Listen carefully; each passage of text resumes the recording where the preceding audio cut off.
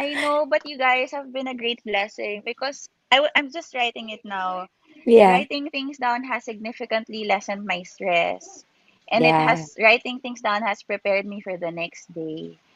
that's And right. tama lang pala that you acknowledge parang what happened throughout the day and how you felt about it. So, it doesn't go parang unattended. Parang wala kang pakialam. Natapos lang yung araw, tas wala na. So, thank you for Exactly. doing this. Yeah, Oh yeah. no, thank you. Thank you for Mm-mm. sharing. Yeah.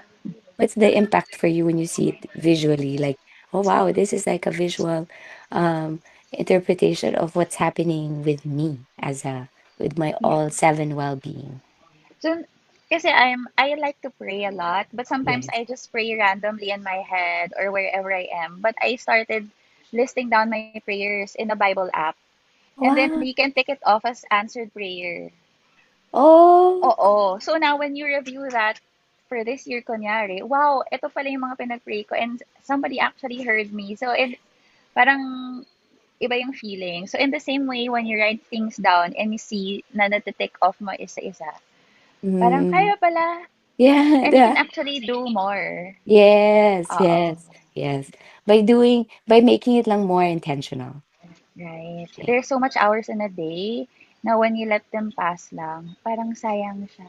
That's right. That's right. And then you begin to appreciate like moments, not just like in your head. It just gets to, it takes up so much space, but doesn't have to. How about with your work? How is it helping you with planning also your work? Yeah, the simple questions of who needs me tomorrow, who do Yeah, I need tomorrow. that's Kasi right. I don't know if it's a mom thing, but feeling mo kaya mo lahat.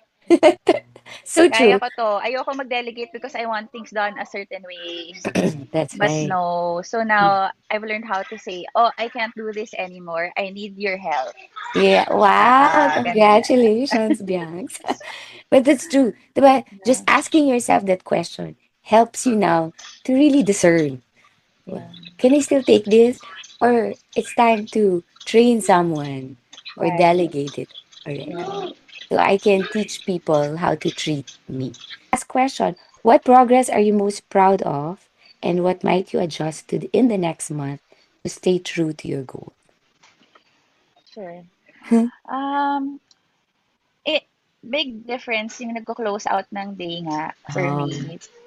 Kasi parang matutulog ka na lang kasi pagod ka na. that's But it. you don't really acknowledge how you felt or what you accomplished or what did it go so well para you can improve the next day. So this pad of yours is magic. So I've shared it with my staff din kasi I have a staff who likes isang small problem lang pero nag-explode na in her head. And then she That's gets right. paralyzed. She can't move na. That's right. Oo. Wow. So, Yes. yeah. Please keep on sharing it. It's really because when we don't close out our day, our minds, we go to bed, but there's still open tabs. Yeah. So a little thing that happens the next day, you haven't let that go. You're still carrying it. So that mental load, you become more sensitive. So we get to explode, right? Right. Right. Bottled up yung mga feelings mo, Yeah, no? bottled up. So to just like take it out of your Yeah. energetically and physically take it out of your mind and it creates space. And then top it up with prayer, with Mm-mm. meditation. Diba? Parang it like suits it. You don't just empty it, you also put in fresh energy to it. Ayan.